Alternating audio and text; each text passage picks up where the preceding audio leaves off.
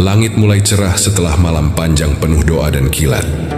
Di kejauhan, bayangan benteng Kristen tua berdiri megah, terisolasi di puncak batu karang. Di dalamnya, cahaya obor berkelip, menandakan kesiagaan musuh. Para penduduk desa sekitar telah lama mengungsi. Kini hanya tersisa dua pihak, penjaga kekuasaan dan penjaga iman. Di sisi lain perbukitan, pasukan terakhir kaum muslimin menuruni lereng dengan hati lapang. Mereka tahu, ini bukan hanya perang senjata, ini adalah ujian jiwa. Di antara mereka, seorang pemuda dengan wajah penuh luka, namun cahaya di matanya mengencangkan ikat kepala bertuliskan La ilaha illallah.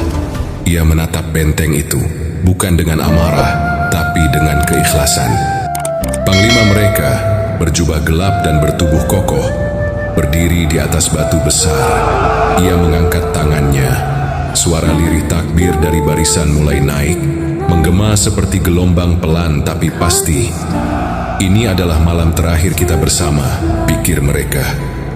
Jika besok kami gugur, semoga darah kami menjadi saksi atas cinta kami kepada Rasulullah dan Islam. Kamera memperlihatkan wajah-wajah mereka satu persatu. Tua, muda, yang terluka, yang menangis dalam diam, semua bersujud bersama di tanah basah, bersatu dalam niat yang tak tergoyahkan. Lalu fajar pun mulai menyingsing. Burung-burung malam berganti dengan suara angin yang kencang dari utara, dan suara jenderang perang mulai terdengar dari benteng musuh. Pertempuran belum dimulai, tapi hati mereka telah menang.